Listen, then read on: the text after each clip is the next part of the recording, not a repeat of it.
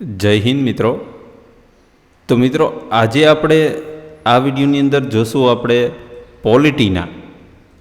Polity PYQ બરાબર, sorry PYQ polity એટલે કે બંધારણ। તો આપણે આજે આ વિડીયોની અંદર બંધારણના કેટલાક જે પ્રીવિયસ યર ક્વેશ્ચન છે જે પૂછાયેલા છે એ પ્રશ્નોને આપણે અહીંયા ચર્ચા કરવાની છે। તો સૌથી પહેલો પ્રશ્ન તમારી સામે છે કે ભારતીય રાજ્યોના પુનર્ગઠન વિશે નીચેના વિધાનો ધ્યાનમાં લો। તો સૌથી પહેલું વિધાન શું આપેલું છે તો કે સંસદ સંબંધિત રાજ્ય વિધાનસભાની સંમતિ વિના પણ રાજ્યની સીમાઓમાં ફેરફાર કરી શકે છે। તો મિત્રો આ વાક્યની અંદર આપણે શું જોવાનું સૌથી પહેલું છે, આપણે આ શબ્દ પકડીએ સંસદ। તો સંસદ કોને કહેવાય? તો સૌથી પહેલાં તો મિત્રો બેઝિક ઓવરવ્યૂ લઈ લઈએ આપણે, તો કે આ છે સંસદ બરાબર। આ શું છે? સંસદ। હવે આ સંસદ જે છે એ સંસદ મુખ્ય 3 અંગોની બનેલી હોય છે। સૌથી પહેલું અંગ જે છે એને આપણે શું કહીએ છીએ? લોકસભા બરાબર, લોકસભા। ત્યાર પછી બીજું અંગ હોય છે જેને આપણે કહીએ છીએ રાજ્યસભા, અને ત્રીજું પણ અંગ એક છે, જો કોઈ મિત્રોને ખબર હોય તો કમેન્ટ જરૂરથી કરજો। બીજું છે ત્રીજું છે રાષ્ટ્રપતિ બરાબર। તો આ જે 3 અંગ બનીને જે બને છે તેને શું કહેવામાં આવે છે? સંસદ કહેવામાં આવે છે બરાબર। હવે આપણે સૌથી પહેલાં અહીંયા આપણે એ જોઈએ કે સંસદ વિશે તો આપણને બેઝિક ખબર પડી જાય કે સંસદમાં કોણ કોણ હોય છે। હવે આની અંદર રાજ્યની વિધાનસભાની સંમતિ વિના પણ રાજ્યની સીમાઓમાં ફેરફાર કરી શકે। હવે માની લો કે કોઈ રાજ્ય છે, આપણે રાજ્ય અહીંયા જોઈએ, માની લો કે આ રાજ્યનો નકશો છે માની લઈએ આપણે બરાબર। આ માની લો કે આ રાજ્યનો નકશો છે। હવે આ રાજ્યની અંદર એમાં આ જે સીમા જે છે બરાબર, તો આ સીમાને મારે ફેરફાર કરીને આવી રીતે આમ નકશો કરવો હોય તો બરાબર, આવી રીતે કરતો આ સીમામાં ફેરફાર કરવો હોય તો શું વિધાનસભાની સંમતિ વિના સંસદ કરી શકશે? બરાબર, તો એ પ્રશ્ન છે। ત્યાર પછી આ રાજ્યનું નામ માની લો કે ગોવા છે બરાબર, આ રાજ્યનું નામ છે ગોવા। આવા ગોવાની જગ્યાએ મારે એવું નામ રાખવું છે ન્યૂ ગોવા, તો શું હું વિધાનસભાની પરમિશન વગર સંસદ આ નામ ચેન્જ કરી શકશે? બરાબર। ત્યાર પછી માની લો કે આ ગોવા રાજ્ય છે, આપણને એમ થઈ ગયું કે આ બહુ મોટું છે, એટલે અહીંથી મેં ભાગ પાડી દીધા અને આનું નામ આપી દીધું ન્યૂ ગોવા, અને આ જે છે એ શું છે? જૂનું ગોવા। આવા 2 અલગ અલગ રાજ્ય કર્યા, તો શું આ સત્તા પણ સંસદ પાસે રહેલી છે? એ પણ કેવી? રાજ્યની વિધાનસભાની પરમિશન વગર બરાબર, એટલે કે પરમિશન લેવાની જરૂર નથી, એવું આ પહેલું વાક્ય કહે છે। તો આ મિત્રો વાક્ય સાચું છે કે ખોટું છે? તો મિત્રો આ વાક્ય બિલકુલ સાચું છે બરાબર, કારણ કે અનુચ્છેદ નંબર 3 બરાબર, અનુચ્છેદ નંબર 3માં શું કહે છે? તો કે અનુચ્છેદ નંબર 3માં એવું કહે છે કે સંસદ જે છે એ સંસદ કોઈ પણ રાજ્યની સીમામાં, તેના નામકરણમાં અથવા તો તેમાંથી રાજ્યની પુનર્રચનામાં એ સંસદ પાસે સત્તા રહેલી છે કે તેમાં ફેરફાર કરી શકશે। હવે મિત્રો તો વિધાનસભા શું કરશે? એ રાજ્યની વિધાનસભા, માની લો કે કોઈ રાજ્ય છે, માની લો કે ગુજરાત રાજ્ય છે, આ ગુજરાત રાજ્યની અંદર માની લો ગુજરાત રાજ્યનું નામ બદલીને કંઈક બીજું કરવું હોય તો સંસદ તો ઉપર કેન્દ્રમાં હોય, તો આ સંસદ જે છે તે ગુજરાત રાજ્યનું નામ ચેન્જ કરી શકશે? તો જો આ કરી શકે બરાબર, આપણે એમ કીધું કે કરી શકશે, તો શું ગુજરાત રાજ્યને પૂછશે પણ નહીં? આ ગુજરાત રાજ્યના મુખ્યમંત્રીને અથવા તો રાજ્યપાલને એમની પરમિશન નહીં લેવી પડે? તો મિત્રો એના માટે શું થશે? તો કે એના માટે સંસદ જે છે ને એ બિલ સૌથી પહેલાં સંસદમાં રજૂ કરશે બરાબર। સંસદમાં રજૂ બિલ કરીને પછી એ બિલ આવવા દેશે અહીંયા વિધાનસભા પાસે। વિધાનસભાને કહે છે કે અમે તમારા રાજ્યની આ નામકરણ અમે ચેન્જ કરવા માગીએ છીએ। સંસદ વિધાનસભાને એવું કહે છે, તો વિધાનસભા એ રાજ્યની વિધાનસભા શું કહે છે? તો એમ કહે છે કે કોઈ વાંધો નહીં, નામ તમે ચેન્જ કરો, અથવા તો એમ કહે છે કે ના, અત્યારે નામ બદલવાની જરૂર નથી, એવું માની લો કે વિધાનસભાએ સંસદને કહી દીધું કે નામ અમારા રાજ્યના નામ બદલવાની જરૂર નથી. તો સંસદ શું કરશે એના વિશે? તો સંસદ શું કહેશે? તો કે માત્ર તમે અભિપ્રાય આપો. બરાબર, તમે શું આપો? માત્ર અભિપ્રાય આપો. અંતિમ નિર્ણય તો કોનો રહેશે? અંતિમ નિર્ણય તો સંસદનો જ રહેશે. સંસદ કે અંતિમ નિર્ણય તો અમે જ લઈશું. તમે માત્ર એક નામ ચેન્જ કરાય કે ન કરાય, એટલે કે જરૂર છે કે નહીં, બરાબર.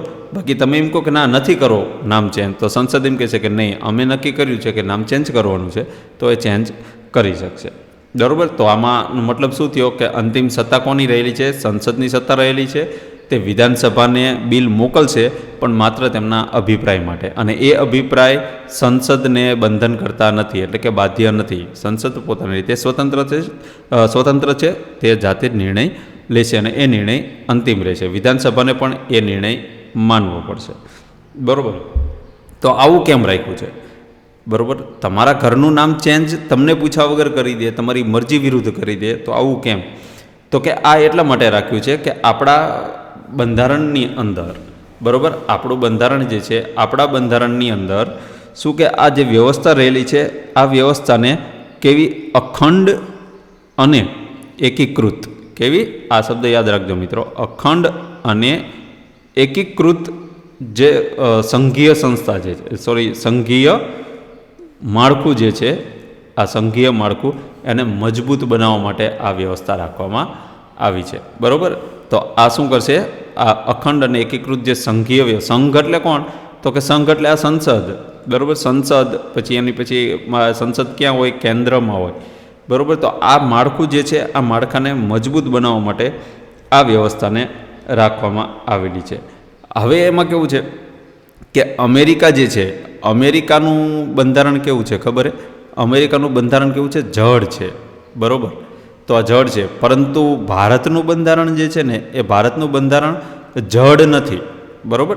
જડ નથી, પણ જે કેન્દ્ર જે છે, કેન્દ્રને કેવું વધારે સત્તાવાળું બનાવવામાં આવ્યું છે, વધારે સત્તાવાળું બનાવવામાં આવ્યું છે. એટલે કે રાજ્ય કરતાં કેન્દ્ર પાસે થોડી વધારે સત્તા રહેલી છે.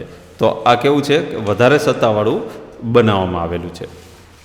હવે ત્યાર પછી આપણને પ્રશ્ન આવે કે બીજું સ્ટેટમેન્ટ, એટલે પહેલું સ્ટેટમેન્ટ તો સાચું છે. બીજું સ્ટેટમેન્ટ શું છે કે રાજ્યના ક્ષેત્રોમાં ફેરફાર પ્રસ્તાવિત કરતું બિલ ફક્ત રાષ્ટ્રપતિની પૂર્વ ભલામણથી જ રજૂ કરી શકાય છે.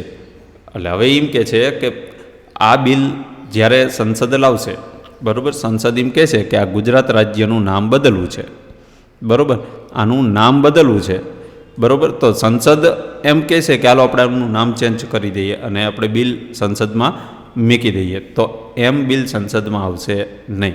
એના માટે શું કરવું પડશે? બિલ આખું તૈયાર કરશે, બરાબર, બિલ તૈયાર કરશે એટલે એ બિલનો પ્રસ્તાવ કોની સામે મૂકશે? રાષ્ટ્રપતિ પાસે મૂકશે. રાષ્ટ્રપતિને સંસદ ત્યાં જઈને કારોબારી જે સભાઓ છે, કારોબારી મંત્રીઓ જે હોય છે, એ રાષ્ટ્રપતિ પાસે જશે. રાષ્ટ્રપતિને કહેશે કે અમે આ ગુજરાતનું નામ ચેન્જ કરવા માગીએ છીએ. તો રાષ્ટ્રપતિ કહે છે કાં તો હા પાડશે અથવા તો ના પાડશે. બરાબર. હા પાડશે અથવા ના પાડશે. એટલે આ સંસદમાં રજૂ કર્યા પહેલાંની પ્રોસેસ છે. એટલે એનો મતલબ શું થયો? તો કે સંસદે પૂર્વ મંજૂરી રાષ્ટ્રપતિની જરૂરી છે. તો જો રાષ્ટ્રપતિ હા પાડશે, બરાબર, હા પાડે તો જ આ બિલ સંસદમાં રજૂ કરી શકાય, બરાબર, નહીંતર સંસદમાં રજૂ થઈ શકે નહીં. એટલે પૂર્વ મંજૂરી પણ જરૂરી છે. હવે આ જોગવાઈનો મુખ્ય હેતુ શું છે? તો કે આ જોગવાઈનો મુખ્ય હેતુ શું છે? તો કે રાષ્ટ્રીય એકતા માટે, બરાબર. એટલે કોઈ પણ એકના હાથમાં સત્તા ન આવે, એટલે રાષ્ટ્રીય એકતા માટે અને વહીવટી સ્થિરતા માટે. એટલે કે વહીવટી જે સ્થિરતા પણ લેવી પડે, કારણ કે કોઈ પણ સંસદ સભ્યો કોઈ એક પાર્ટીના હોય તો બીજી રાજ્યનું નામ ચેન્જ કરે ને આ તે બધું કરે, તો એ વ્યાજબી નથી. એટલે વહીવટની પણ વિશેષતા અમુક રહેવી જોઈએ. નહીં તો બધી જે વહીવટી જે સ્થિરતા ન હોય, વિશેષતા ન હોય અથવા તો સ્થિરતા ન હોય તો વહીવટ બધો ખોરવાઈ જાય, બરાબર. તો એના માટે આ વ્યવસ્થા રાખવામાં આવેલી છે. હવે આ જે વ્યવસ્થા જે છે એ વ્યવસ્થાનું નામ છે, જેને આપણે કેવી કહીએ છીએ? આ એક કેવી છે? ભારતીય સંઘીય પ્રણાલી, બરાબર. કેવી છે? ભારતીય સંઘીય પ્રણાલી. તો આ જે પ્રોસેસ આપણે જાણીએ ને કે કોઈ આ બિલ જે છે રાજ્યનું નામ ચેન્જ કરવું હોય, રાજ્યના 2 ટુકડા કરવા હોય અથવા નવું રાજ્યને આપણા ભારત દેશમાં ઉમેરવું હોય, તો આ જે સત્તા સંસદ પાસે રહેલી છે, પણ સંસદને પણ પહેલાં રાષ્ટ્રપતિની પૂર્વ મંજૂરી જરૂરી છે. આપણે આખી પ્રોસેસ જોઈ 2 સ્ટેટમેન્ટમાં. તો આ પ્રોસેસને શું કહેવાય છે? સંઘીય પ્રણાલી કહેવામાં આવે છે. અને આ જ સંઘીય પ્રણાલી, આ જે પ્રોસેસ છે એ જ એની શું છે? વિશેષતા છે. આ જ એની વિશેષતા છે. એટલે ભારત દેશનું બંધારણ કેવું છે? ખૂબ જ ફ્લેક્સિબલ છે. એટલે એની વિશેષતા જે રહેલી છે. ત્યાર પછીનો સ્ટેટમેન્ટ શું કહે છે?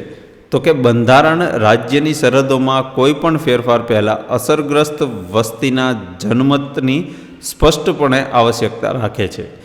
હવે મિત્રો, આનો મતલબ શું થાય છે?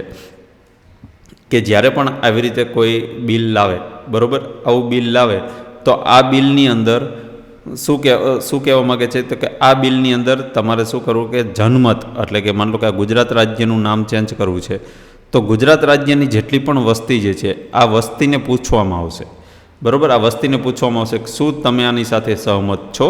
તમારા રાજ્યનું નામ બદલીને આ રાખવામાં આવે છે, તો તમે સહમત છો? જો વસ્તી હા પાડે તો નામ ચેન્જ થાય, જો વસ્તી ના પાડે તો નામ ચેન્જ થાય નહીં. તો આ એક જનમતની પ્રોસેસ છે. તો શું આવું આપણા ભારતના બંધારણમાં પરમિશન આપે છે? તો કે બિલકુલ નહીં. આવી કોઈ જનમતની પ્રોસેસની જવાબદારી રહેતી, પ્રોસેસની કોઈ જરૂર રહેતી નથી સંસદને, બરાબર. પણ હા, એટલું છે, ઇનડાયરેક્ટ છે, ડાયરેક્ટ નથી. હવે મિત્રો, આપણે સૌથી પહેલાં જ અહીંયા આપણે જોયું હતું, બરાબર. અહીંયા આપણે જોયું હતું આ સંસદ. તો સંસદમાં જે આ લોકસભાના સભ્યો હોય છે, આ લોકસભાના સભ્યોને કોણ ચૂંટે છે? ચૂંટીને કોણ લાવે છે? બરાબર, આની ચૂંટણી થાય છે. અને આ ચૂંટણીમાં મત કોણ આપે છે?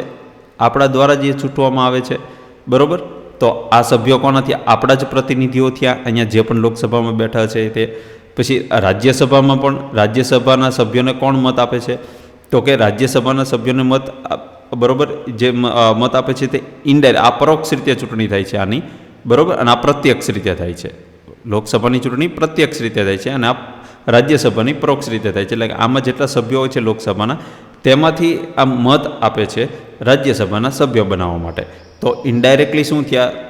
અહીંયા આપણે જ ચૂંટેલા છે લોકસભાના સભ્યોને, બરાબર. તો અહીંયા પણ એ જ ચૂંટાય છે. અને રાષ્ટ્રપતિની જે ચૂંટણી થાય છે એ પણ પરોક્ષ થાય છે. રાષ્ટ્રપતિનું પદ ચૂંટણીથી ભરવામાં આવે છે, નિમણૂકથી ભરવામાં નથી આવતું, બરાબર. તો ઇનડાયરેક્ટલી શું છે? કે જનમત જ છે, બરાબર. પણ ડાયરેક્ટલી વસ્તીના જનમતની સ્પષ્ટપણે આવશ્યકતા રહે છે, એ બિલકુલ ખોટું છે. એટલે તો આ વિધાન ખોટું છે, આ વિધાન સાચું છે. પહેલું અને બીજું વિધાન સાચું છે. તો જવાબ આવશે ઓપ્શન બી, પહેલું અને બીજું. રેડી? ત્યાર પછી બીજો પ્રશ્ન જોઈએ. કે બીજો પ્રશ્ન કહે છે કે ભારતે સામાજિક રીતે વિવિધતા ધરાવતા લોકતંત્રમાં ઉત્તરદાયિત્વ સુનિશ્ચિત કરવા માટે સંઘીય પ્રણાલી અપનાવી. આ વિચારના આધારે પ્રણાલી કેવી રીતે કાર્ય કરે છે તેના વિશે નીચેના વિધાનને ધ્યાનમાં લો. સૌથી પહેલું વિધાન શું કહે છે? તો કે કારોબારી વિધાનમંડળ પ્રત્યે જવાબદાર અને જવાબદારી નિભાવવાને બાધ્ય છે. એટલે શું કહે છે? કારોબારી જે હોય છે એ વિધાનમંડળ પ્રત્યે જવાબદાર અને જવાબદારી નિભાવવા માટે એ બાધ્ય છે, એટલે કે બંધાયેલી છે. તો આ વિધાન સાચું છે કે ખોટું છે? તો ચલો આપણે એને તપાસીએ. તો સૌથી પહેલાં તો મિત્રો આપણે અહીંયા એ જોવી કે આમાં જે કારોબારી વિધાનમંડળ, કારોબારી જે છે એ કારોબારી જે વિધાનમંડળ હોય છે, વિધાનમંડળ એટલે મિત્રોમાં શું થાય છે? બે આવશે, લોકસભા અને રાજ્યસભા, બરાબર. લોકસભા અને રાજ્યસભા આ બે હોય છે. આ શું છે? વિધાનમંડળ છે, બરાબર. હવે આ એની એક કારોબારી છે, બરાબર. કારોબારી, આ કારોબારી જે છે, આ કારોબારી આ લોકસભા અથવા તો રાજ્યસભાને શું હોય છે? જવાબદાર હોય છે. તો આ બિલકુલ સાચું છે, કારણ કે કારોબારી એ લોકસભા અને રાજ્યસભા એટલે કે વિધાનમંડળ, આપણે એક જ વાક્ય કહીએ કે આ વિધાનમંડળને જવાબદાર હોય છે. હવે સંઘીય પ્રણાલીમાં આપણે કેવી રીતે, આપણે સંઘીય પ્રણાલીની અંદર છે ને એ ખૂબ જ વિશેષતા રહેલી છે કે લોકશાહી વ્યવસ્થામાં એને જે જવાબદાર કારોબારી છે કે નહીં, તો કારોબારી જે છે તે પોતાની રીતે કોઈ પણ નિર્ણય લઈ શકે. પણ એવું હોતું નથી. ભારતમાં શું હોય છે, કેન્દ્ર સ્તરે જે છે, કેન્દ્ર સ્તરે મંત્રી પરિષદ રહેલી છે, જે કેન્દ્ર સ્તરે શું રહેલું છે, મંત્રી પરિષદ. આપણે શું કહેવાય, મંત્રીઓ હોય ને, આ મંત્રી પરિષદ રહેલી છે, જે સામૂહિક રીતે જવાબદાર કોકને હોય છે. કોને હોય છે? લોકસભાને સામૂહિક રીતે જવાબદાર હોય છે.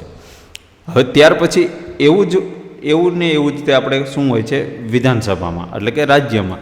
તો વિધાનસભા હોય છે, તો વિધાનસભાની પણ એક મંત્રી પરિષદ હોય અને તે વિધાનસભાને જવાબદાર હોય છે. બરાબર. તો આ વાત બિલકુલ સમજાણી. હવે આ કેન્દ્રીય જે મંત્રી પરિષદ લોકસભાને જવાબદાર હોય છે, એ અનુચ્છેદ નંબર 75/3 આ જોગવાઈ કરેલી છે. અને જ્યારે વિધાનમંડળ જે છે, વિધાનસભાની મંત્રી પરિષદ છે, એ વિધાનસભા પ્રત્યે સામૂહિક રીતે જવાબદાર હોય. આ જે જોગવાઈ આપેલી છે અનુચ્છેદ નંબર 164/2 અંદર આ જોગવાઈ કરેલી છે. હવે કારોબારી આપણે ક્યારે ના કરીએ છીએ, પણ કારોબારીનું મુખ્ય કાર્ય શું હોય છે? તો કે કારોબારીનું મુખ્ય કાર્ય શું હોય છે? તો કે કોઈ પણ કાયદો હોય એ કાયદાનું અમલ કરાવવાનો. બરાબર. એ કાયદાનો અમલ કરાવવાનો અને શાસન ચલાવવાનો. બરાબર. અમલ કરાવીને શાસન ચલાવવાનું, આ એનું જે કારોબારી હોય છે, આ તેનું મુખ્ય કાર્ય હોય છે. પરંતુ તે વિધાનમંડળના વિશ્વાસ પર આધારિત રહે. વિધાનમંડળ હોય છે એના વિશ્વાસ પર આધારિત. જો વિધાનમંડળને એવું લાગે કે આ કારોબારી જે છે એ આપણા લોકહિતમાં કાર્ય કરતી નથી, તો પછી શું કરશે ખબર છે? અવિશ્વાસનો જે પ્રસ્તાવ જે છે તે પ્રસ્તાવ ગૃહની અંદર લાવવામાં આવશે. અને જો આ પ્રસ્તાવ જે છે જો તે મંજૂર થઈ જાય બહુમતી સાથે, બરાબર, મંજૂર થઈ જાય તો એ કારોબારીને રાજીનામું આપવું પડે છે. બરાબર. તો આપણે એ શું કહીએ તો કે આ કારોબારી જે છે, આ કારોબારી ડાયરેક્ટ રીતે વિધાનમંડળ જે હોય છે તેને જવાબદાર હોય છે. તેની સત્તા મર્યાદામાં રહીને તે કામ કરે છે, તે કાયદાનું અમલ કરાવે છે અને શાસન ચલાવે છે. હવે આ વિધાનમંડળ જે છે એ તે વિધાનમંડળ આ કારોબારીની સામે તેને કેવી રીતે નિયંત્રણ કરી શકે? તો કે તેની પ્રશ્નોત્તરી કરે, ચર્ચા કરે, ત્યાર પછી તેને પછી સ્થગન પ્રસ્તાવ હોય, કટ મોશન હોય અને અવિશ્વાસ પ્રસ્તાવ હોય. આ શબ્દો તમે બંધારણ વાંચો ને તો તમને આ બધા શબ્દો જોવા મળશે. તો આના દ્વારા આ જે કારોબારી છે તેના ઉપર નિયંત્રણ રાખે છે. આ બધું જે છે હું તમને અહીંયા આ શબ્દો લખી દઉં. બરાબર. આપણે આ જો એક છે પ્રશ્નોત્તરી, બરાબર, એક આ પ્રશ્નોત્તરી છે. ત્યાર પછી છે સ્થગન પ્રસ્તાવ. આ ખૂબ જ ઇમ્પોર્ટન્ટ છે મિત્રો. આ કટ મોશન સમજવા માટે કોન્સેપ્ચ્યુઅલ લર્નિંગ કરો. અને અવિશ્વાસનો પ્રસ્તાવ. બરાબર. આટલા જે શબ્દો જે છે આ શબ્દો તમને ક્યાંક ને ક્યાંક બંધારણમાં તમને જોવા મળશે અને જે બહુ જ ઇમ્પોર્ટન્ટ છે. તો આના દ્વારા કારોબારી ઉપર શું રાખી શકાય છે? નિયંત્રણ રાખી શકાય છે અને જે સુચારુ શાસન કરી શકે. બરાબર. શાસન ચાલી શકે. બરાબર. બંધારણની મર્યાદામાં રહીને, આ બંધારણની મર્યાદામાં રહીને આ સુચારુ શાસન ચલાવી શકાય. તો આ વિધાન જે છે તે બિલકુલ કેવું છે? બિલકુલ સાચું છે. બરાબર. તો મિત્રો, બરાબર, આ વિધાન સાચું છે. હવે બીજું વિધાન જોઈએ. સંસદીય પ્રણાલી કારોબારીની રાજકીય જવાબદારીની માત્રા ઘટાડે છે. તો જો મિત્રો, હવે અહીંયા આપણે બીજા સ્ટેટમેન્ટને આપણે ડિટેલમાં જોઈએ.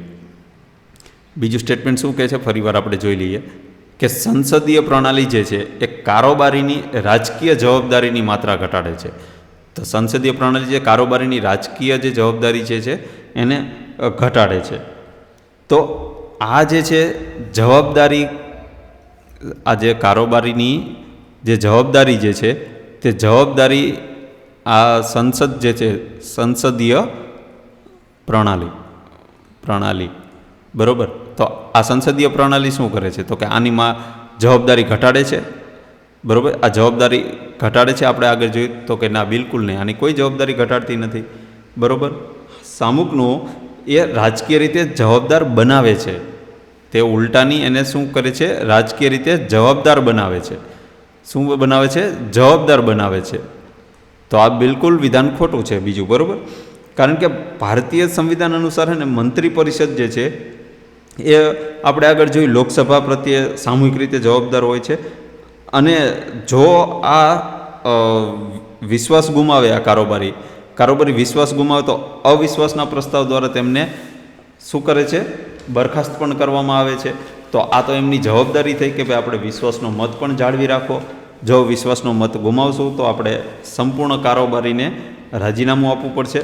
અને આ જે પ્રણાલીમાં કાર્યપાલિકા અને વિધાનપાલિકા વચ્ચે નજીકનો સંબંધ હોય છે, બરાબર. કાર્યપાલિકા અને વિધાનપાલિકા એટલે કારોબારી શું કરે? એ કાર્યપાલિકા છે અને બીજું શું છે? ગૃહ જે છે તે વિધાનપાલિકા છે. તો આ બે વચ્ચે ને નજીકનો સંબંધ હોય છે. તો મંત્રીઓ સંસદના સભ્યો હોવાના કારણે તેઓ સીધા જનપ્રતિનિધિઓને જવાબ આપે છે. મેં આપણે વાત કરી ને કે લોકસભામાં જે 543 સીટો છે એ આપણે આપણા મતથી તો ચૂંટાઈને આવ્યા છે. આપણે કોને પ્રશ્ન હોય તો કોને પ્રશ્ન પૂછી શકીએ? તો સીધા આપણે એ સભ્યને જ પ્રશ્ન પૂછવાના, સાંસદ સભ્યને. તો એ એમની જવાબદારી છે, બરાબર. તો આમાં જવાબદારીમાં ઘટાડો કરતું નથી, બરાબર. એટલે આપણે આ વિધાન જે છે બિલકુલ ખોટું છે. ત્રીજું વિધાન જોઈએ તો કે કારોબારીની કાર્યવાહી તપાસવામાં કે તેની દેખરેખ રાખવામાં સંસદની કોઈ ભૂમિકા નથી. તો મિત્રો, આ જો તમે પહેલાં બે સ્ટેટમેન્ટ તમે જોયા હોય તો એ સ્ટેટમેન્ટ ઉપરથી તમને આઈડિયા આવી જશે કે કારોબારી જે પણ કામ કરે તેમાં સંસદ જે હોય છે શું કહે છે? સંસદની કોઈ ભૂમિકા નથી કે તેના કાર્યવાહીને તપાસવાની કે દેખરેખ રાખવાની. તો નહીં, બિલકુલ નહીં. આ વિધાન પણ મિત્રો બિલકુલ ખોટું છે. કારણ કે સંસદ જે છે તે કારોબારી ઉપર નિયંત્રણ રાખવા માટે તો આપણે જેવડા શબ્દ જોયા ને, સ્થગન પ્રસ્તાવ છે, પ્રશ્નોત્તરી છે, અવિશ્વાસનો પ્રસ્તાવ છે, બરાબર. આ એના માટે તો એના નિયંત્રણ માટે તો રાખેલા છે, બરાબર. તો એની દેખરેખ તો રાખે જ છે. કોણ રાખે છે? તો કે વિધાનમંડળ, બરાબર. ત્યાર પછી જે સરકારના જે ખર્ચ હોય અને જે ખર્ચની તપાસ કરે એ સંસદીય સમિતિઓ જેવી કે લોકલેખા સમિતિ છે. કેવી આપણે લખીએ, આ સમિતિઓ લખીએ, તમે યાદ રાખજો મિત્રો, લોકલેખા સમિતિ. આ સંસદની શું છે? વિવિધ સમિતિઓ છે, બરાબર. એમાંની એક છે લોકલેખા સમિતિ છે. ત્યાર પછી તમે સાંભળ્યું તો અંદાજ સમિતિ, બરાબર. આ અંદાજ સમિતિ છે, બરાબર. ત્યાર પછી જાહેર ઉપક્રમ સમિતિ. આવી વિવિધ સમિતિઓ જે છે જે સંસદની સમિતિઓ છે. અને આ તમામ સમિતિઓ શું કરે છે? આ કારોબારીની જે પણ કાર્યવાહી હોય છે આ કાર્યવાહીની તપાસ કરે છે. આ સમિતિઓનું કામ શું છે? કે જે કામ કરેલું છે, સરકારના ખર્ચ કરેલા છે, તેનો યોગ્ય ખર્ચનો હિસાબ માગશે, એના વિશે પ્રશ્ન પૂછશે અને મંત્રીઓ તેને જવાબ આપવા માટે બંધાયેલા છે. કે તમે આ ખર્ચો કર્યો તો આ ખર્ચો કઈ જગ્યાએ કર્યો એવું પૂછે તો એ મંત્રીઓને જવાબ આપવો પડે, કારણ કે તે બંધાયેલા છે. એ સંપૂર્ણ રીતે સંસદને, તે ગૃહને જવાબદાર છે અને તે બાધ્ય છે, બરાબર. તો એ વિધાન પણ બિલકુલ ખોટું છે, બરાબર. તો આપણે જોયું આ વિધાન પણ બિલકુલ ખોટું છે. તો સાચું વિધાન કયું આવશે? સાચું કયું છે? પહેલું વિધાન. તો જવાબ આપણો માત્ર બનશે ઓપ્શન એ. ઓપ્શન એ સાચો જવાબ આવશે. ત્યાર પછીનો પ્રશ્ન જોઈએ કે મૂળભૂત અધિકારો ન્યાયિક સંરક્ષણ દ્વારા રાજ્યની અયોગ્ય કે સ્વેચ્છાય કાર્યવાહીથી નાગરિકોનું રક્ષણ કરે છે.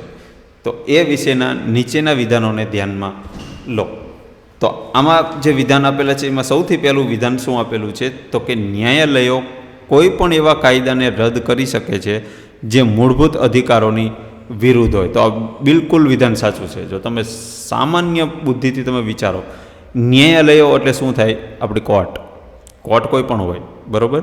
સુપ્રીમ કોર્ટ હોય, હાઈકોર્ટ હોય કે જિલ્લાની કોર્ટ હોય કે કોઈ પણ કોર્ટ જે હોય છે, તો કોઈ પણ એવો કાયદો હોય, બરાબર, સરકાર દ્વારા, સંસદ દ્વારા કોઈ પણ કાયદો લાવ્યા હોય કે જે કાયદો આપણા નાગરિકોના મૂળભૂત અધિકારોની વિરુદ્ધ હોય, એટલે કે અધિકારો છીનવાતા હોય, તો આ કાયદો રદ કરવાની સત્તા સંપૂર્ણ ન્યાયાલયોની છે, બરાબર.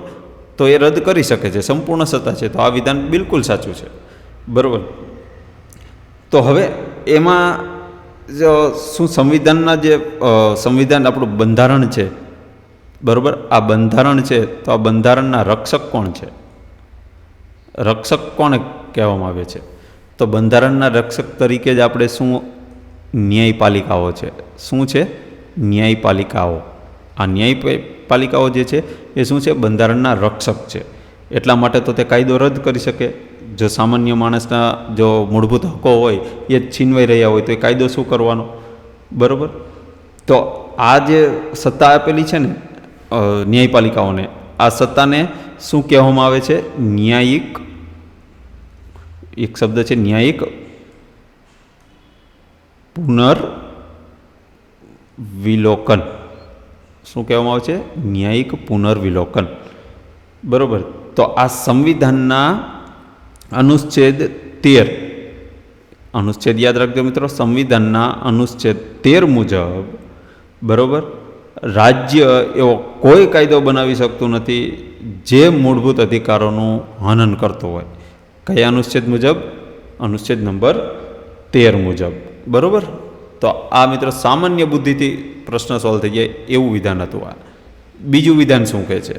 તો કે મૂળભૂત અધિકારો અપવાદ વિના દરેક પરિસ્થિતિમાં આપોઆપ દરેક કાયદાને રદ કરે છે. જો મિત્રો હવે આ વિધાન છે એ શું કહેવામાં છે કે મૂળભૂત અધિકારો જેમાં અપવાદ વગર દરેક પરિસ્થિતિમાં, એટલે દરેક કોઈ પણ પરિસ્થિતિ હોય એમાં આપોઆપ દરેક કાયદાને એ રદ કરે છે, બરાબર. તો દરેક કાયદાને રદ કરે છે તો એ વિધાન બિલકુલ ખોટું છે. કારણ કે કોઈ પણ કાયદો હોય એ કાયદાને તપાસ્યા વગર ડાયરેક્ટ આપોઆપ રદ કરી દે એ વિધાન બિલકુલ ખોટું છે. કારણ કે ભારતીય સંવિધાનમાં મૂળભૂત અધિકારો જે હોય છે, આ મૂળભૂત અધિકારો, બરાબર, તેને મહત્ત્વપૂર્ણ સ્થાન આપવામાં આવેલું છે, બરાબર, મહત્ત્વપૂર્ણ સ્થાન આપવામાં આવેલું છે. પરંતુ એનો મતલબ એવો નથી કે ભાઈ કોઈ પણ કાયદાને રદ કરી શકે. જો આપણે આગળ જો કે આ સંવિધાનના અનુચ્છેદ નંબર 13 મુજબ એવો કાયદો કે જે મૂળભૂત અધિકારોનું ઉલ્લંઘન કરે તે અસંવિધાનિક ગણાય, એ કાયદાને રદ કરી શકે. પરંતુ અંતિમ નિર્ણય તો કોણ? ન્યાયતંત્ર કરે છે. તો સર્વોચ્ચ ન્યાયાલય અથવા તો હાઈકોર્ટ એટલે કે ઉચ્ચ ન્યાયાલય છે એને તપાસ કરીને જો તેમને એવું લાગે કે ખરેખર આ કાયદો અધિકારોની વિરુદ્ધ છે, બરાબર, તો તેને રદ કરે. જો એના વિરુદ્ધ ન હોય તો તેને રદ કરી શકાય નહીં. હવે એનું એક ઉદાહરણ આપણે જોઈએ. તો ઉદાહરણમાં શું છે? તો કે ભાષણ અને અભિવ્યક્તિની સ્વતંત્રતા આપણને અનુચ્છેદ નંબર 19માં આપેલી છે. કયા અનુચ્છેદમાં આપેલી છે? અનુચ્છેદ નંબર 19માં આ સત્તા આપેલી છે. પરંતુ જો રાષ્ટ્રીય સુરક્ષા હોય, બરાબર, આ રાષ્ટ્રીય સુરક્ષા હોય, બરાબર, યુદ્ધ જેવી પરિસ્થિતિ હોય, ત્યાર પછી આ રાષ્ટ્રીય સુરક્ષા માટે, જાહેર શાંતિ માટે, શિષ્ટાચારના હિતમાં જો કોઈ પણ કાયદો મૂકવામાં આવે તો એ સમયે એ કાયદો ઓટોમેટિક રદ નથી થતો, એ માનવો પડે છે આપણે. ભલે રાષ્ટ્રીય સુરક્ષાના કેસમાં તમે એમ કહો કે મને તો ભારત દેશનો નાગરિક છું, મને બધે બોલવાનો અધિકાર છે, નો ડાઉટ અધિકાર છે. પણ જો રાષ્ટ્રીય સુરક્ષા સામે જો પ્રશ્ન આવશે તો એ અધિકાર તમારો છીનવાઈ જશે, બરાબર. તો એ આપણે યાદ રાખવાનું. તો આપોઆપ રદ થતો નથી. તો આ વિધાન બિલકુલ ખોટું છે.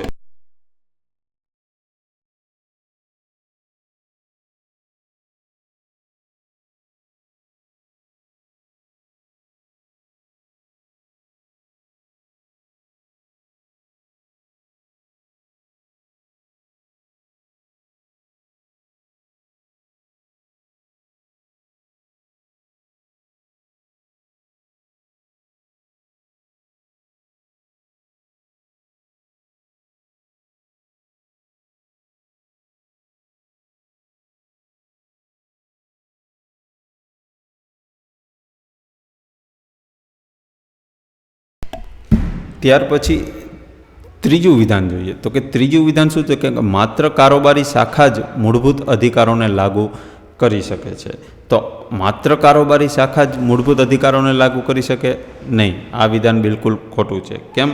તો કે મૂળભૂત અધિકારોનું રક્ષણ અને અમલીકરણ એ જે છે એ કારોબારી શાખા જે એ કરે છે. શું કરે છે? તેનું રક્ષણ અને અમલીકરણ માત્ર રક્ષણ અને અમલીકરણ કરાવવું એ જ કારોબારી જે શાખા હોય છે તેની જવાબદારી નથી, પરંતુ તેમાં ન્યાયતંત્રની પણ સૌથી મોટી ભૂમિકા છે. એટલે કે અમલ કરાવવાનો અને રક્ષણ કરવાની માત્ર કારોબારીને જ સત્તા નથી, આની અંદર ન્યાયપાલિકાઓ જે છે આ ન્યાયપાલિકાઓ પણ શું છે, મહત્ત્વપૂર્ણ જવાબદારી નિભાવે છે. બરાબર, તો ન્યાયપાલિકાઓને પણ આમાં આપણે ગણવી પડશે. કેમ? તો કે જો અનુચ્છેદ નંબર 32 આપણે ઉદાહરણ સાથે જોઈએ કે અનુચ્છેદ નંબર 32 છે, એની અનુસાર નાગરિકો જે છે તે પોતાના મૂળભૂત અધિકારોને ભંગ સામે સીધા જ આપણે કઈ જગ્યાએ જઈએ છીએ, તો કે સીધા જ આપણે કોર્ટમાં જઈને PIL કરીએ છીએ. તો આ શું છે? આ આપણા મૂળભૂત અધિકારોનું ઉલ્લંઘન થતું હોય તો આપણે સીધા જ કોર્ટમાં જઈને કહીએ છીએ કે અમારી સાથે અન્યાય થાય છે. બરાબર, તો આમાં કારોબારી શાખા ન આવે, કારણ કે કારોબારી શાખા એ અમલ કરાવશે ફરજિયાત, પણ તમને એમ લાગે કે આ ખોટું છે તો તમે ક્યાં જશો? કોર્ટમાં જશો. બરાબર, કાં તો સુપ્રીમ કોર્ટમાં જશો, અથવા તો હાઈકોર્ટમાં જશો, અથવા તો કોઈ પણ બીજી કોર્ટમાં તમે જશો. બરાબર, તો આ પણ ખાસ યાદ રાખવું. હવે અનુચ્છેદ નંબર 32ની આપણે વાત કરી તો એ બહુ જ ઇમ્પોર્ટન્ટ અનુચ્છેદ છે, તો એના વિશે બેઝિક જાણકારી લઈએ. આગળ આપણે અનુચ્છેદ નંબર 32 જોશું. તો કે અનુચ્છેદ નંબર 32ની અંદર 6 પ્રકારની શું આપેલી છે? રીટ આપેલી છે. બરાબર, તો આ રીટ જે આપેલી છે આ અનુચ્છેદ નંબર 32 કોને બનાવેલો છે? BR આંબેડકર જે છે. બરાબર, BR આંબેડકરે શું કીધેલું છે? તો BR આંબેડકરે કીધેલું છે કે અનુચ્છેદ નંબર 32 જે છે તે બંધારણનો આત્મા છે. શું છે? આત્મા અથવા તો હૃદય. બંધારણનો આત્મા અથવા હૃદય કયો અનુચ્છેદ છે? તો કે અનુચ્છેદ નંબર 32. તો આ વાત થઈ કેન્દ્રની. તો કે રાજ્યમાં કયો નંબર આવશે? રીટ જાહેર કરવી હોય તો રાજ્યમાં પણ કરી શકે, તો અનુચ્છેદ નંબર 226 મુજબ રાજ્યમાં પણ તે રીટ જાહેર કરી શકે છે. બરાબર, તો આપણે આ વિધાન જે છે ત્રીજું એ પણ બિલકુલ ખોટું છે. તો સાચો જવાબ આમાં કયો આવશે? માત્ર પહેલું વિધાન જે છે આ જ વિધાન સાચું છે, બાકી બંને વિધાન ખોટા છે. ચાલો ત્યાર પછીનો પ્રશ્ન જોઈએ કે માર્ગદર્શક સિદ્ધાંતો જાહેર કલ્યાણના હેતુથી નીતિઓ બનાવવામાં રાજ્યને માર્ગદર્શન આપે છે. તો આ બાબતે નીચેના વિધાનોને ધ્યાનમાં લો અને તેમાંથી કયા સાચા છે તે ઓળખો. તો પહેલું વિધાન છે કે રાજ્ય નીતિના માર્ગદર્શક સિદ્ધાંતો કોર્ટમાં લાગુ કરાવી શકાતા નથી, પરંતુ તેઓ કાયદા ઘડતરને આકાર આપે છે અને પ્રભાવિત કરે છે. આ વિધાન બિલકુલ સાચું છે. કેમ બિલકુલ સાચું છે? તો જોઈએ આપણે આ વિધાન જે છે એમાં કીધેલું છે કે રાજ્ય નીતિના માર્ગદર્શક સિદ્ધાંતો એટલે કે DPSP જે છે એ DPSPને તમે કોર્ટમાં નથી પડકારી શકતા, કારણ કે જે આ ભાગ નંબર 4માં આપેલા છે રાજ્ય નીતિના માર્ગદર્શક સિદ્ધાંતો, આ ભાગ નંબર 4માં છે. હવે આ ભાગ 4 જે છે તે કલ્યાણકારી રાજ્ય બનાવવા માટે મદદરૂપ થાય છે. શું થાય છે? મદદરૂપ થાય છે. એના માટે આ ભાગ 4 બનાવેલો છે. બરાબર, પરંતુ કોઈ પણ રાજ્ય આ DPSP જે છે બરાબર આના માટે બંધાયેલું નથી. આ તેમને આમાંથી રેફરન્સ લઈને તે કાયદો બનાવી શકે. તો કાયદાના ઘડતરમાં આને મદદમાં લઈ શકે છે, બરાબર, પરંતુ બંધાયેલું નથી. તો આ જે સિદ્ધાંતો જે છે તે સામાજિક, આર્થિક અને રાજકીય ન્યાય સ્થાપિત કરવા માટે આનો રેફરન્સ લેવામાં આવે છે. બરાબર, તો આ વિધાન બિલકુલ સાચું છે. હવે અનુચ્છેદ નંબર 37 મુજબ જે માર્ગદર્શક સિદ્ધાંતો જે છે તે કોર્ટ દ્વારા અમલમાં મુકાવી શકાય નહીં. બરાબર, કોર્ટ દ્વારા એ અમલમાં મુકાવી શકાય એવા નથી. બરાબર, એટલે કે તેઓ ન્યાય સાધ્ય નથી. બરાબર, ટેકનિકલ ભાષામાં કહીએ તો કે તેઓ ન્યાય સાધ્ય નથી. બરાબર, ઉદાહરણ તરીકે જોઈએ તો કે જમીન સુધારણા કરવા. બરાબર, આ જમીન સુધારણા કરવા DPSPમાં આપેલા છે, પરંતુ એ કોર્ટમાં ન જઈ શકાય. ત્યાર પછી પંચાયતી રાજ વ્યવસ્થા જે છે, બરાબર, પંચાયતી રાજ વ્યવસ્થા જે છે. ત્યાર પછી છે મફત અને ફરજિયાત શિક્ષણ, આ પણ DPSPમાં આપેલું છે. બરાબર, મફત શિક્ષણ. બરાબર, ત્યાર પછી આપણે સમાન વેતન અને કલ્યાણકારી યોજનાઓ જે હોય છે, બરાબર, વિવિધ યોજનાઓ હોય છે, કલ્યાણકારી યોજનાઓ. તો આ બધું કેવું છે? ન્યાયદર્શક માર્ગ સિદ્ધાંતોમાં આપેલી છે. પરંતુ કોર્ટમાં તેને પડકારી શકાય નહીં. આ એનો રેફરન્સ લઈને આ યોજનાઓ હોય છે, બરાબર, કે કોઈ પણ વસ્તુ જે રાજ્યએ બનાવેલી હોય છે તે આનો રેફરન્સ લઈને તે બનાવી શકે છે. હવે અનુચ્છેદ નંબર 21A અંદર શિક્ષણનો અધિકાર પણ આવા સિદ્ધાંતોને પ્રભાવથી જ મૂળભૂત અધિકાર બનાવવામાં આવ્યો છે. એટલે બરાબર, એટલે આ શિક્ષણનો અધિકાર જે છે એ 21A અંદર શિક્ષણનો અધિકાર છે તે આમાંથી જ પ્રેરણા લઈને તેને મૂળભૂત અધિકાર તરીકે બનાવવામાં આવેલો છે. તો આ વિધાન બિલકુલ સાચું છે, બરાબર. ત્યાર પછી બીજું વિધાન જોઈએ કે રાજ્ય નીતિના માર્ગદર્શક સિદ્ધાંતો જે છે તે આપમેળે મૂળભૂત અધિકારો કરતાં વધુ સત્તા ધરાવે છે. તો આ વિધાન બિલકુલ ખોટું છે. કેમ ખોટું છે? તો કે જો બંનેનું સ્વરૂપ અને અમલીકરણ અલગ અલગ છે. સૌથી પહેલાં તો આપણે એ જોઈએ કે આ અધિકાર હોય, મૂળભૂત અધિકારો આપેલા હોય, બરાબર, અને ડીપીએસપી હોય, એટલે ડીપીએસપી, બરાબર. તો આ બેનું અમલીકરણ, બરાબર, અને સ્વરૂપ બંને અલગ છે, બરાબર. એટલે તો આને આપમેળે મૂળભૂત અધિકારો પર વધારે સત્તા છે એવું નથી. આ બંનેનું સ્વરૂપ જ અલગ છે. તો સર્વોચ્ચ ન્યાયાલયે એક કેસ હતો, કેશવાનંદ ભારતી વિરુદ્ધ કેસ જે હતો, અને મિનર્વા મિલ્સ નામનો કેસ હતો. એમાં સ્પષ્ટ કહ્યું છે કે મૂળભૂત અધિકારો અને માર્ગદર્શક સિદ્ધાંતો બંને વચ્ચે સંતુલન જરૂરી છે, બરાબર. એક આનું પલડું ભારે થાય અથવા તો આનું પલડું ભારે થાય એ યોગ્ય નથી. આ બંને વચ્ચેનું શું કહેવું છે? સમતુલન રહેવું જરૂરી છે, એવું સુપ્રીમ કોર્ટે કીધેલું છે બે કેસમાં, કેશવાનંદ ભારતી વિરુદ્ધ કેશવાનંદ ભારતીનો કેસ અને મિનર્વા મિલ્સના કેસમાં. હવે મૂળભૂત અધિકારો અને માર્ગદર્શક સિદ્ધાંતો વચ્ચે સંતુલન હોવું જ જોઈએ, અને કોઈ એકને પ્રાધાન્ય આપી શકાતું નથી. બંને સંવિધાનના પરસ્પર પૂરક તત્વો છે. કેવા છે? પૂરક તત્વો છે, બરાબર. પરસ્પર પૂરક તત્વો છે. તો બંનેને સરખું જ મહત્ત્વ આપી શકાય છે. જો ડીપીએસપી જે છે, તો ડીપીએસપી શું કહે? તો કે કલ્યાણકારી રાજ્ય તરફ દોરી જાય. મૂળભૂત અધિકાર જે છે તે અધિકાર શું થાય? તો કે વ્યક્તિગત સ્વતંત્રતાનું રક્ષણ કરે. તો બંનેના કાર્ય અલગ છે, બંનેનું સ્વરૂપ અલગ છે, બરાબર. તો આ કંઈ વધારે સત્તા ધરાવે છે એ નથી. તો આ વિધાન બિલકુલ ખોટું છે. ત્રીજું વિધાન જોઈએ કે અદાલતો ઘણીવાર કાયદાઓનો અર્થઘટન વખતે રાજ્ય નીતિના માર્ગદર્શક સિદ્ધાંતોને અનુકૂળ રહે તેવો દ્રષ્ટિકોણ અપનાવે છે. તો આ વિધાન સાચું છે કે ઘણીવાર શું કહે અદાલતો, ઘણીવાર અદાલતો શું કરે? તો કે કાયદાનું જે અર્થઘટન કરવાનું હોય ને અદાલતને, ત્યારે રાજ્ય નીતિના એટલે કે ડીપીએસપીના સિદ્ધાંતો હોય છે તેને શું કહેવાય એ દ્રષ્ટિકોણથી એ કાયદાનું અર્થઘટન કરતા હોય છે, બરાબર. કારણ કે કાયદાનું અર્થઘટન પણ કરવું જરૂરી છે, તો જ આપણે કોઈ પણ કોર્ટ જે કે જજ હોય છે તે યોગ્ય નિર્ણય સુધી આવે છે. હવે કોર્ટમાં ડીપીએસપી જે છે સીધો અમલ યોગ્ય તો હોતા નથી ડીપીએસપી, બરાબર.